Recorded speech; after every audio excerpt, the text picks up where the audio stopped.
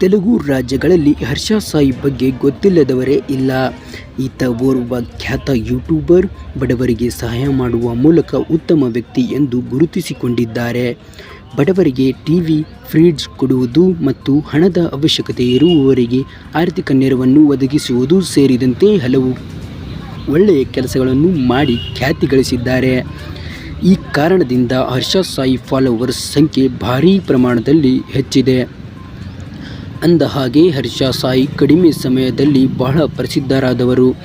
Mega ಸಿನಿಮಾದ ಮೂಲಕ hero ಆಗಿ ಲಾಂಚ್ ಆಗಲು ತಯಾರಿ ನಡೆಸುತ್ತಿದ್ದಾರೆ.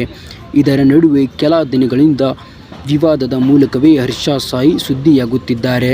ಬೆಟ್ಟಿಂಗ್ ಆ್ಯಪ್ ಪ್ರಚಾರ ಮಾಡುತ್ತಿದ್ದಾರೆ ಎಂದು ಆರೋಪ ಈ ಹಿಂದೆ ಕೇಳಿಬಂದಿತ್ತು. ಇದೀಗ ಮತ್ತೊಂದು ಆರೋಪ ಕೇಳಿಬಂದಿದೆ. ಮದುವೆಯಾಗುವುದಾಗಿ ನಂಬಿಸಿ ವಂಚನೆ ಮಾಡಿದ್ದಾರೆ ಎಂದು ಯುವತಿಯೊಬ್ಬಳು ಹರ್ಷ ಸಾಯಿ ವಿರುದ್ಧ ನರಸಿಂಗಿ ಪೊಲೀಸ್ ಠಾಣೆಯಲ್ಲಿ ದೂರು ದಾಖಲಿಸಿದ್ದಾರೆ.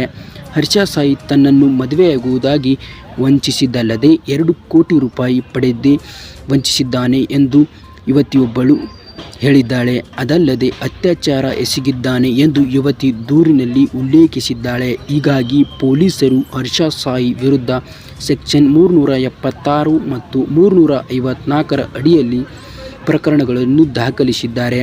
ವಿರುದ್ಧ ದಾಖಲಾಗಿರುವ ಅತ್ಯಾಚಾರ ಪ್ರಕರಣ ಸಂಬಂಧ ಯೂಟ್ಯೂಬರ್ ಹರ್ಷ ಸಾಯಿ ಕೂಡ ಪ್ರತಿಕ್ರಿಯಿಸಿದ್ದಾರೆ. ತನ್ನ ವಿರುದ್ಧದ ಎಲ್ಲ ಆರೋಪಗಳು ಸುಳ್ಳು ಎಂದು ತಳ್ಳಿಹಾಕಿದ್ದಾರೆ.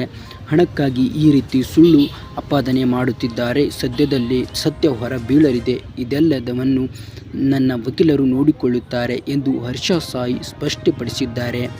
ಆದರೆ ಈ ಪ್ರಕರಣಕ್ಕೆ ಸಂಬಂಧಿಸಿದಂತೆ ಒಂದೊಂದು ಸ್ಫೋಟಕ ಸಂಗತಿಗಳು ಇದೀಗ ಹೊರಬೀಳುತ್ತಿವೆ. ಸಂತ್ರಸ್ತೆಯೊಂದಿಗೆ ಫೋನ್ ಕರೆಯಲ್ಲಿ ಮಾತನಾಡಿದ್ದ ಆಡಿಯೋವನ್ನು ಹರ್ಷ ಸಾಯಿ ಈಗಲೇ ಬಿಡುಗಡೆ ಮಾಡಿದ್ದಾರೆ.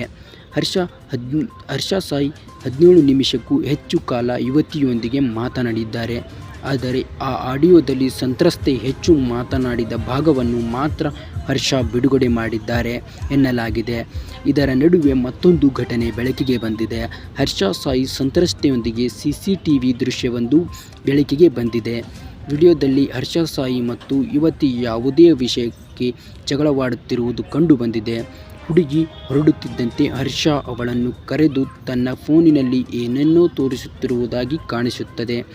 ನಗ್ನ ವಿಡಿಯೋ ತೋರಿಸಿ ಯುವತಿಗೆ ಹರ್ಷ ಬೆದರಿಕೆ ಹಾಕಿದ್ದಾನೆ ಎಂದು ಆರೋಪ ಸಂತ್ರಸ್ತೆ ಆಪ್ತರಿಂದ ಇದೀಗ ಕೇಳಿಬರುತ್ತಿದೆ.